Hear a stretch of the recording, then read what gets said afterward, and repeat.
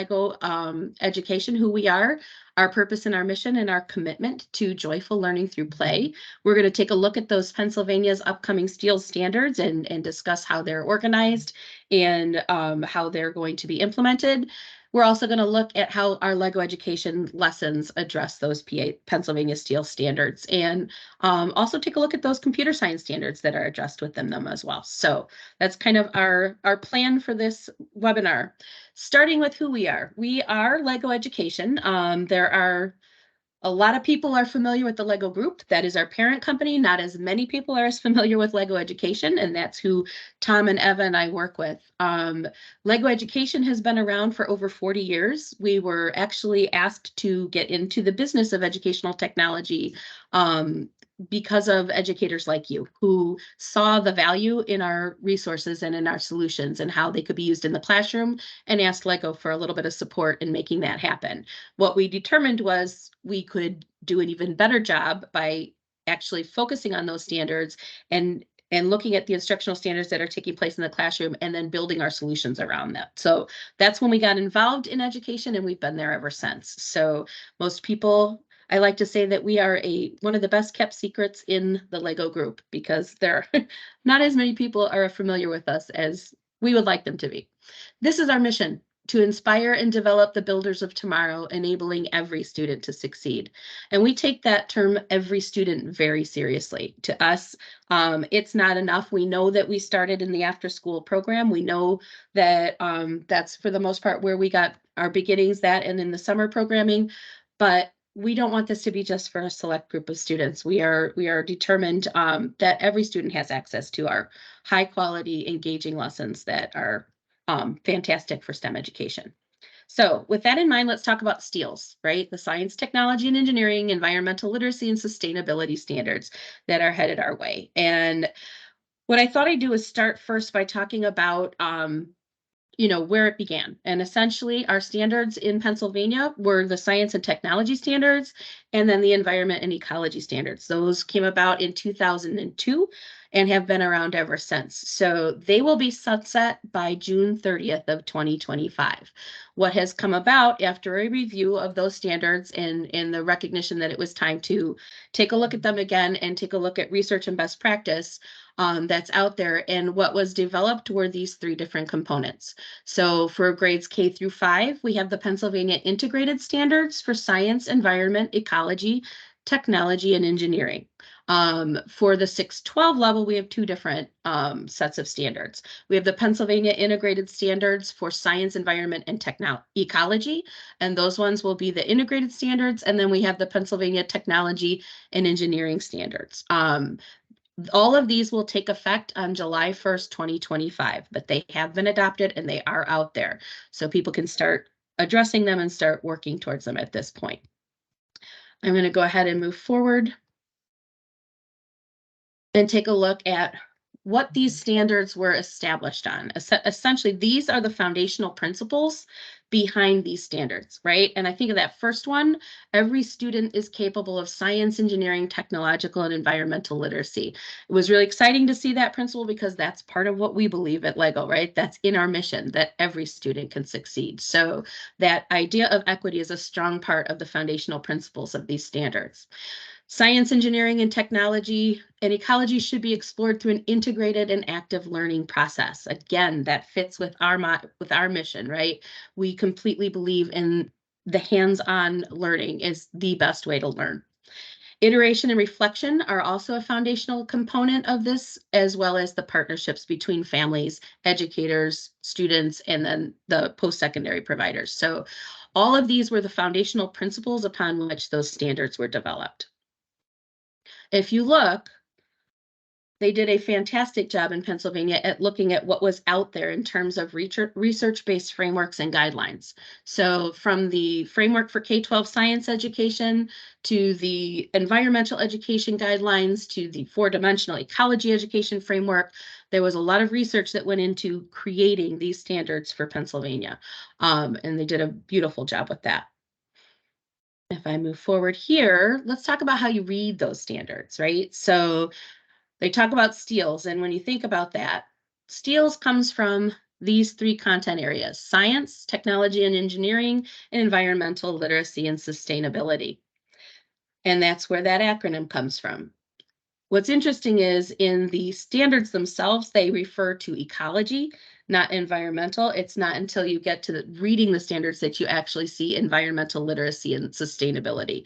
So it's something to note in the difference of them, right? And then when you bring that all together, it brings that concept of STEELS, which makes it easy to remember. I think that's a fantastic acronym for the state of Pennsylvania. The organization of the standards is around the disciplines. So starting with life science, physical science, and earth and space science, those are covered underneath the science realm and discipline, and then moving into environmental literacy and sustainability, as well as technology and engineering. So these are the 5 disciplines or domains that are covered within.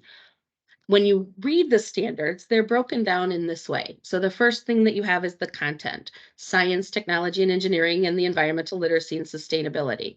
From there, you break the content down into the disciplines. Again, another word you may see for this is domain. And the disciplines can be, in science, are broken down into life, physical, and earth and space science. Notice there is no breakdown in terms of technology and engineering and environmental literacy and sustainability. From there, you move into the strands. So you're going to read about the different strands within the disciplines. And then underneath that, we have the standards or the performance expectations. This is a big shift from how science was taught in the past. In the past, they talked about standards, but we're using the term performance expectation because it's about what students can do with the science, right? It's about how they're able to perform in that hands-on learning component. So I'm going to move forward and show you what that looks like in terms of organizing, right? You start with the content, you move through to the discipline. Underneath the discipline, you have the strands. And then finally, underneath those strands are the standards or the performance expectations. That's a new term, essentially, that they're using in place of the term standard. So you can kind of use both of them interchangeably. And this graphic does a nice job of showing you some examples of what would be at each of those levels. So those are the types of ways that you read the standards, essentially. If I move forward from here, this is where we talk about the coding. So how do you recognize what is being taught just by looking at the code? All of this, all of the STEELS standards are under the code 3. So when they're given a number, that first number is the number 3. From there, it breaks it down into the disciplines. So if life science is 3.1, physical science is going to be 3.2, earth and space science is 3.3, and then it moves into the environmental literacy and sustainability at 3.4, and then finally into technology and engineering at 3.5. So those are the first 2 numbers in the code, and that's what those 2 numbers are referencing. When you move into the next screen, then what you'll see is an example of how that would be read. So that first number, again, refers to the content, whether it's science, technology and engineering, or environmental literacy and sustainability. That's the content, and that's the number 3. The discipline, again, refers to that domain or discipline underneath that, whether it's life, physical, earth and space, or the technology and engineering and the ELS. That third number is going to refer to the grade or the grade level band. At the K-5 level, you'll have certain standards that are arranged based or performance expectations that are organized based on the grade level, and others that are organized based on the grade level band, such as K2, 3.5, or 6.8. At grades 6 through 12, however, they're all organized based on grade level band. So you'll see that third set of numbers is going to refer to the grade level. The last letter that you see in the code refers to the standard. It doesn't necessarily show you what strand is addressed within that standard. So you'll just have to know that this last piece is the standard itself. And I'm going to go ahead and move forward. And this graphic just gives you a sense of the various strands that are organized underneath all of those disciplines. So I'm going to give you a second to look at that. And you can see there's quite a few strands that are covered under each of those different disciplines or different domains. I'm going to see if there are any questions that are out there at this point. Feeling okay so far? So it's literally just a way of reading and understanding the terminology behind the standards, essentially, so that you can look at a standard and recognize what you're looking at. All right, I'm going to go ahead and move forward then and take a look at three-dimensional learning. So in terms of the performance expectation, the performance expectation around this is based around that concept of three-dimensional learning. We will be looking at both the practices, the core ideas, and the cross-cutting concepts. So in the past, basically, science was all about memorizing facts and being able to say those facts back, right? When the framers of science in the K-12 framework looked at this, they said, you know, we want to take this and do this differently, so that when we develop a standard or a performance expectation, that we're taking three different components into that performance expectation, and we're wrapping around these three different things. So you start with the disciplinary core ideas, right? That's the what of what's going to be taught. It's those key ideas in science that have really broad importance across multiple disciplines, or, you know, across the science and the engineering. So it's that idea that you're teaching the what behind it. This is going to build on each grade level. So you're going to teach certain things at each grade level, and as they go further through their learning, it's going to continue to build on itself. The practices themselves are kind of the how. There are the behaviors that scientists and engineers engage in. Those are the same across all grade levels. It doesn't matter what grade level that they're in. They're going to be doing those same practices across. Some of those behaviors are behaviors that scientists engage in order to explore the natural world. Other practices are practices that engineers engage in as they're doing design and building systems, essentially. So those are your practices.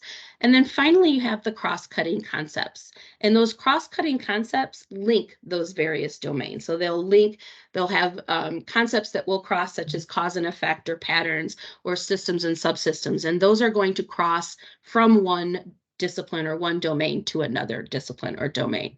So we reference this as three-dimensional learning, right? And that's a huge shift from how science was taught in the past to how it's taught now.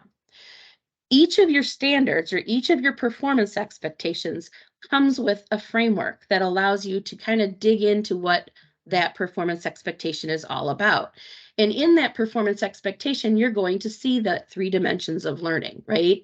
So just taking a look at those colored boxes in the middle, we actually refer to these as foundational boxes, right? Those foundational boxes represent those three dimensions of learning: the practices, the science and engineering practices, those disciplinary core ideas, those key pieces of information that they need to know in science, and then the cross-cutting concepts.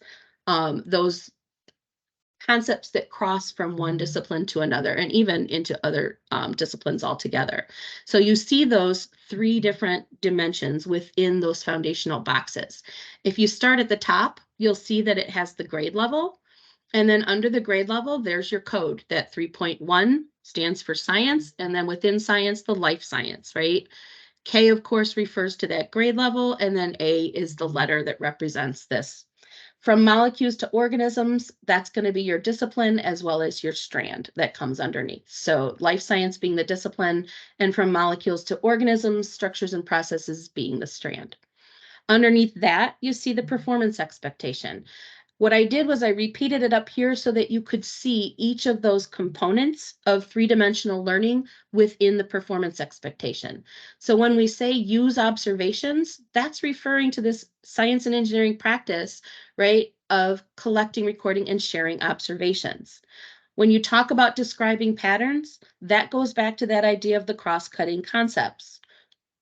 And then finally, what plants and animals need to survive, that's that disciplinary core idea. And addressing all of these within one performance expectation is what we refer to as those three dimensions of learning.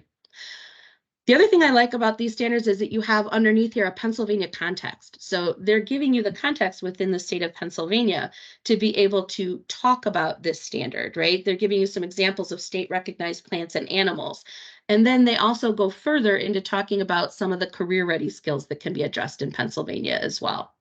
And then finally, the last part of your documentation here is connections to other standards and content. And the idea that you have all of this documentation behind that one performance expectation really helps you dig into what is it that that performance expectation or standard expects students to know and be able to do.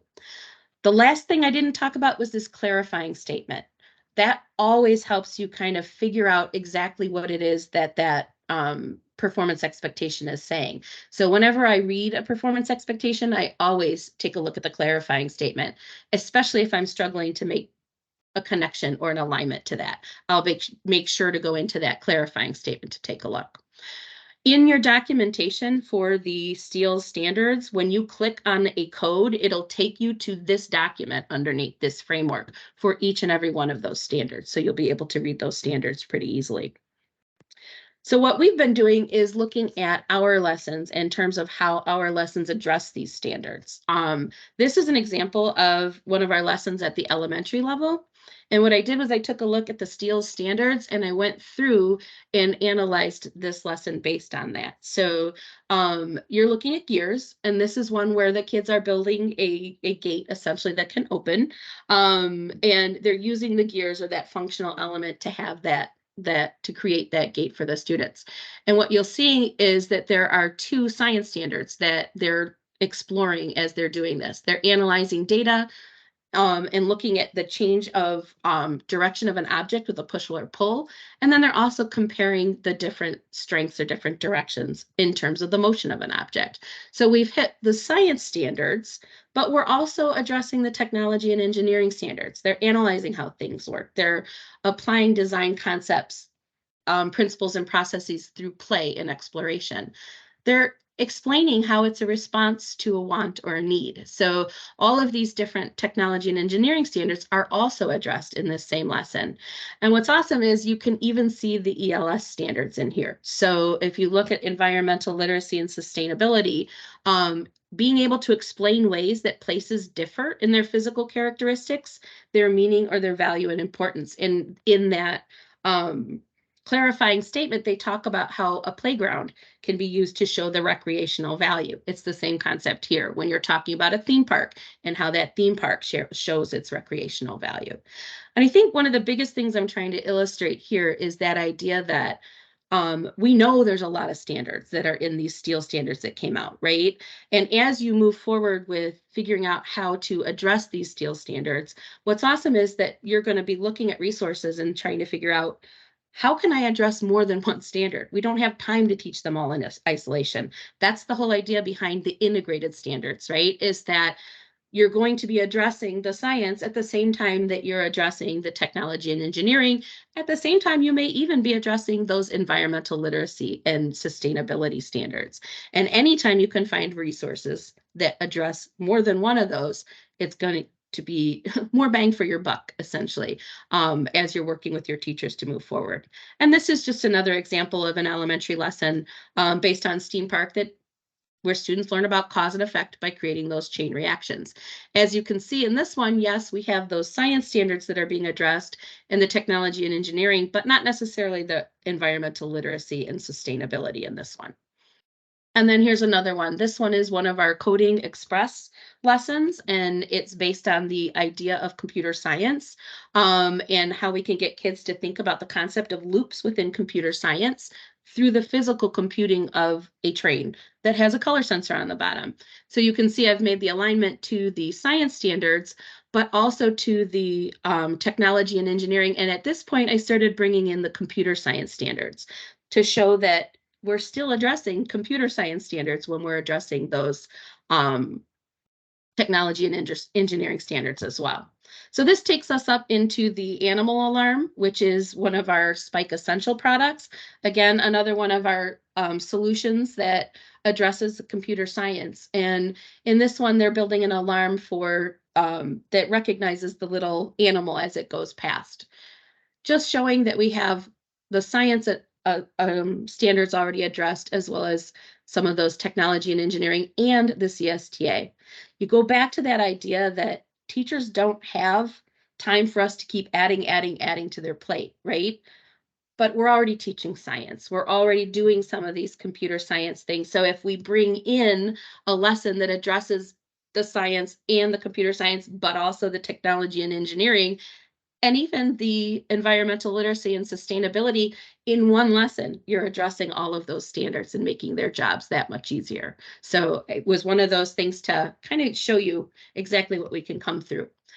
As we move through these lessons, you'll start to see that the code that we're addressing, the computer science standards and the computer science concepts that they're addressing, starts to get a little more complex. So we start in those kindergarten through second grade lessons, we move into the third through fifth grade. We move from the icon block-based coding into the word block-based coding. The kids are starting to use sensors as they're doing this. They're actually using sensors all the way through. So their level of coding progression is moving along as well. And then this is just a quick little video to show you the types of things that they're building and programming.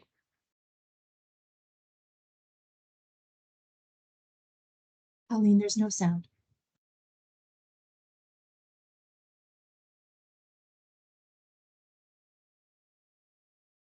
That's it. It's hard. So You what have you're to stop and seeing, start to add sounds. So just do voiceover. yeah, my bad. I should have clicked to add the sound in the first part, but it's really more that you're seeing them. Whoops. What I want you to see is what they're doing, right? They're building the model, they're programming that model, and then based on what that color sensor sees, there's a behavior that goes along with that model. This is all about how you can throw away trash and how you can get this trash monster machine to recognize the type of trash. We think about recycling and the conversations around recycling that can be had at the same time. I think one of the things I like to point out is when we moved to Spike in the development of Spike, we moved to lessons that could be accomplished within 30 to 45 minutes. They're simple models. They're pretty straightforward. They can be built very quickly, but in the same class period, they can also be programmed. And that was huge. Teachers told us we don't have a ton of instructional time for us to be able to build something that takes 3 days to build.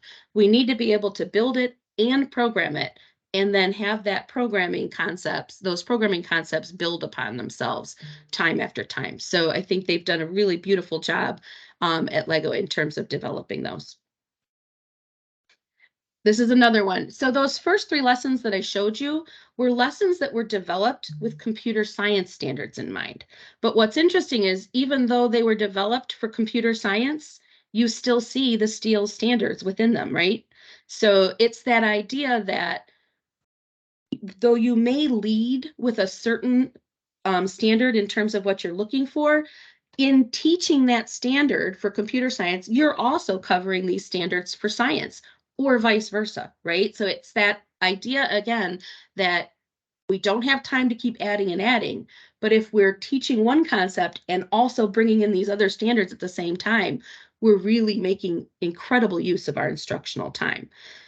But beyond those lessons that were built for computer science, we have these lessons that were built with science in mind. So these ones were models and lessons that were built around the NGSS science standards, which are also based on the K-12 framework that the Pennsylvania standards are built on.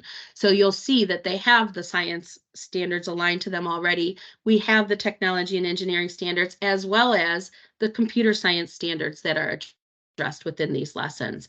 And not only that, some of these lessons also address those environmental literacy and sustainability standards. So I think it's a great way of explaining that we've got a lot of those already addressed. In addition to our technology offerings, we have some non-technology offerings, and those non-technology offerings are very science forward. So they'll have some science and technology and engineering standards that are addressed as students use an inquiry-based learning approach to learning about these science concepts and exploring these science concepts as well. And these are just different models that can be used that address those concepts. And then finally, to show you the same thing happens as we get to those upper levels. And we're looking here at Spike Prime. Spike Prime is one of our secondary solutions. And at this level, we're looking at technology and engineering standards on their own. They're no longer those integrated standards, right, that we had in the elementary level. So at this point, you're looking at the various technology and engineering standards but also addressing the computer science standards at the same time, getting a sense of the type of model that's built, and then also the coding that happens within those models. And I think you can see as we've moved through this learning system that we have, that the coding is getting more and more complex, along with the types of mechanisms that are built within those models. And you can see that we're still not only sometimes addressing the technology and engineering, we're also addressing the science standards. And finally into automate it, which is another one of our lessons at the secondary level. And you can see the various types of codes. Talk about complex coding. We're getting into conditionals. We're getting into those if-then statements, right? And then the nested conditionals as well, those nested loops within those conditionals. So the kids are really starting to get into some pretty complex coding as they move. And that's one of the things I think we do well as a solution provider. We have developed a system of learning that's very similar to our system of play that we've developed in the Lego group, right? That idea that product, that our solutions are going to grow with our students, that when they explore sensors in the K2 realm, they're going to move to using different types of programming and models to use those color sensors in the elementary realm, and then moving on to the secondary as well. And the types of models grow as they become more complex.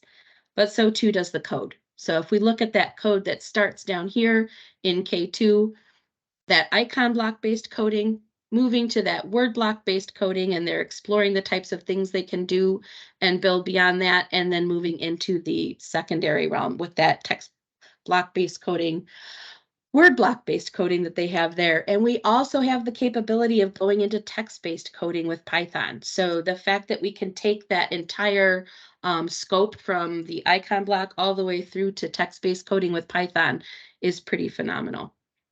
I like to end with this slide, which talks about our low floor, our high ceiling, and our wide walls. One of the things that we know about our product is that, and about our solutions, is that Lego is a brand that is known and loved. It's one that is recognized, sometimes even by kids who've never touched a Lego, but they see one and they know what it is. That concept of a low floor is fantastic because it works not just for the students, but also for the teachers. If you walk in and ask your teachers, hey, I want you to teach computer science to your elementary teachers, you might have some anxiety that comes about as a result, right? But if you walk in and you say, hey, I have this awesome Lego education solution that I think would be phenomenal for your classroom, and it's going to help us hit some of the standards we need to hit. The fact that it's Lego alone is part of what's going to lower that anxiety threshold, right? That's what we refer to when we talk about that low floor. And that floor is low for both our students and our teachers. But the high ceiling is where we can go with it. You saw some of the code that we were showing you, right? That progression that we can get to is pretty complex. And the fact that we can do that all within one app in a way that is pretty user-friendly and intuitive for students and for our teachers, because we've built the scaffolding into their lesson plans, that's huge. That's what we refer to as that high ceiling. But the wide walls are where we can go. That idea that we can go so far beyond what those lessons are online, right? That we can take those kids to a point where we say, hey, here's your challenge. Build a solution to a problem in your world and see what they come up with. And they can build all of these different solutions. These are all different solutions that have been built with some of our Spike Prime products. So that's when it gets exciting, when we really put that out there and the kids start using everything that they've learned as they've moved through that system to be able to design their own solutions to problems. And that's where we want all of our kids to go. That's the commitment that we at Lego Education are working towards, to be able to hit our mission of enabling every student to succeed. So we wanted to make sure that we talked about all that, but we also have a resource that Eva has been working very hard to develop for you, and I want to share that with you as well. So I'm going to go ahead and end my slideshow. And Eva, if you could pop that link into the chat. Sure. Oh, okay, there we go. So that is a link to our teacher And community. I can't hear you, Eva. Oh. Don't know why. Okay, can anybody else hear me? Hold Can on, you guys that's hear me. I can hear I you. forgot when Okay. it was, that was me, my bad. Okay, that's okay. So we have a teacher community at Lego Education for our for all of our teachers that use our solutions. But in looking at these STEELS standards and how we can best support Pennsylvania educators, we realized that it would be a really great resource to create something specific to your needs to support you and your districts as you're supporting your students with these new standards. So we have developed our Pennsylvania STEELS section of our teacher community. And I put the link in the chat, and Colleen is sharing it here with you. Oh, Colleen, it just went away. Oh, there it is. Okay. Sorry, Oh, and now it's gone. There it is. It's back. So I'm gonna leave my mouse alone. Colleen is sharing it on her screen so that you can see what it looks like. When you go onto this link, I would definitely recommend that you create an account for our teacher community so that you can get emails about new updates and new resources that are posted. Right now, for the STEELS specific section, we have, of course, the registration link for the webinar. By the end of this week, that will actually turn into a recording of this webinar. So you can go back and look at it. You can share it with your colleagues who couldn't attend, and this will be sent out to everybody as well. Right next to that will be an example of our STEELS alignments. So those are coming very, very soon.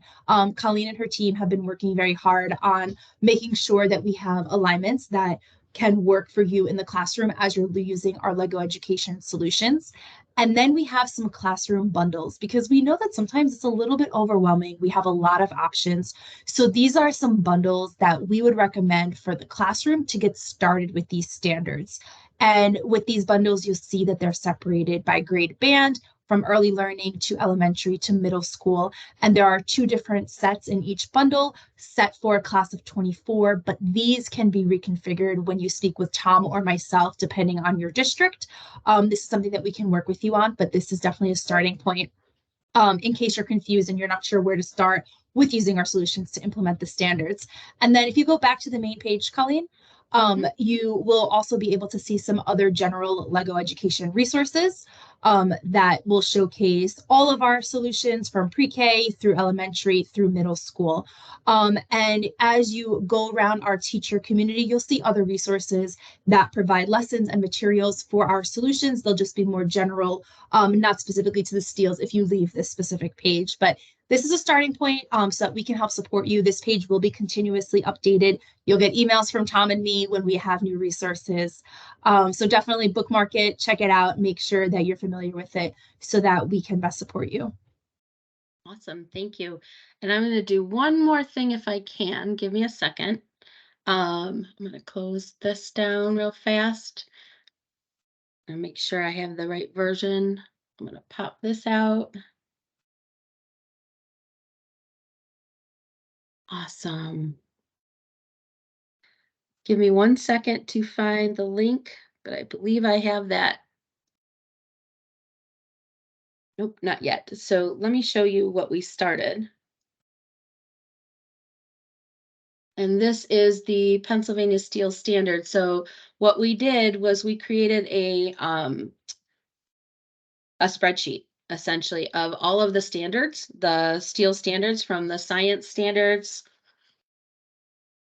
Go back up to the top, sorry, from the science standards to the technology and engineering standards to the environmental literacy and sustainability standards. So what we're working on now is populating the solutions so that you see the solutions and the lessons that address those solutions. So this was version 1. Version 2 is out there and has a ton of our lessons already aligned, and they probably will be up at least in draft form by the end of this week so that you'll have access to it. It's just a great way to be able to look at the standards and see what are being addressed. And they did a nice job of color coding them by grade level or by grade level band as well. So I do believe that a version will be coming to you, Tom.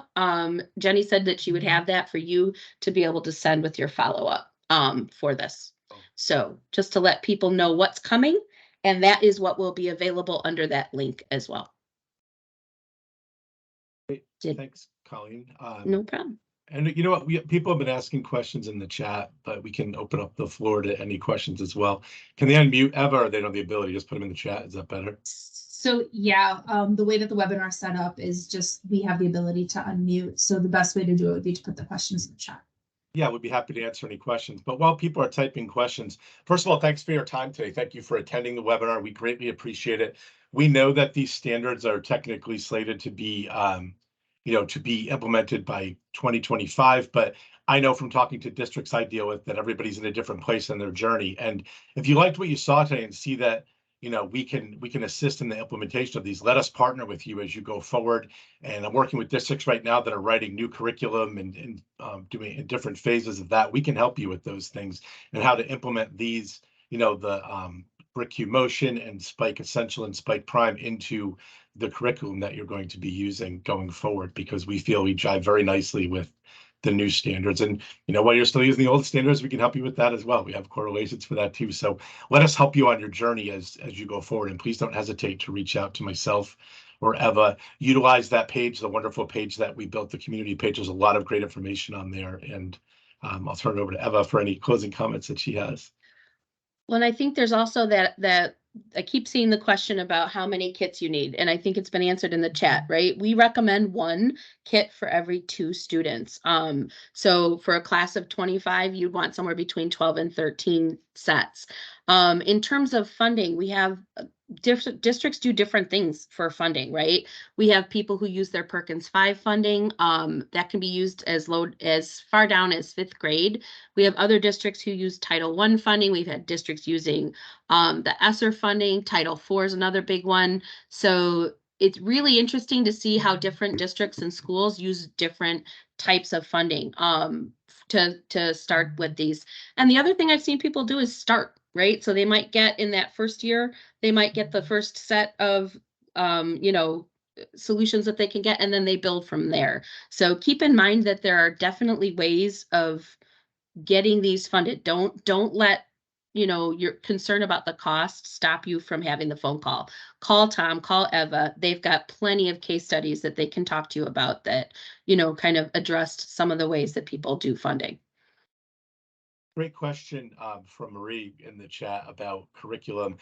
Yes, we have a complete set of lesson plans that are available online. There's no extra charge for the curriculum. When you set up your LEGO Education account, you'll have access to the complete set of lesson plans for all of the different LEGO Education products, and they're broken out. You can sort by grade level, by topic, and for Spike Essential specifically, there's 50 hours of content it's centered around the coding and programming piece. And there's 50 hours of science content as well. There's a lot of content. And we're working to correlate all of those to the new standards. So all of those lessons, thank you for pulling it up as I'm talking. So Yep. You can go in and check these out. You don't have to be using our product yet, even you can go in and start to look at these lessons, and you can see that they're built around the 5 E's. It has all the stepped out instructions, any projectables you'll need, anything you want to print out is available to you as well. So there's a complete set of lessons. Additionally, there's a really nice getting started piece. There's brief videos on how to unbox the sets, classroom management. We make it, as light of a lift as possible to implement these in the classroom. And these have been the hands-on, self-directed starting place has been very popular. And I think that's key what you said, Tom, the fact that they're really well organized for our teachers, right? That they follow that 5 E's inquiry-based framework so that they can move through the engage, the explore, the explain, the elaborate, the evaluate. But we give them the scaffolding they need to be successful in delivering that instruction, so that there are prompts, there are answers to those prompts, there's background information, there's even a video that talks the teacher through what the model is they're going to build, how they're going to program it, and tips for classroom organization. So almost like a podcast for every single one of our lessons. I think that's another amazing resource. You will notice that the educational standards are here. All of our lessons and models have been written against the national standards, but we have done those hand alignments or those alignments to your individual state standards. So just know that, you will have your own alignments to the Pennsylvania standards, even if they're not listed on this main page. Doesn't matter what product you're in, what lesson you're in, that same look and feel for the lesson plans will be there.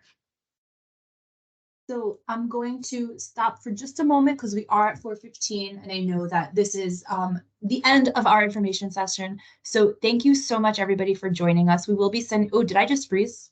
because I'm frozen You're to good. myself. Okay, there we go. Good. So we will be sending out the recording and the link to the STEELS page as well. But this is the official end of the webinar, but I can hang on, a couple of us can hang on to answer any other questions that may come up. So we'll be on here for a few more minutes. I'm just going to stop the recording now. Thank you so much, everybody, for coming, and we'll definitely be in touch with you before the end of this week. Thank you all.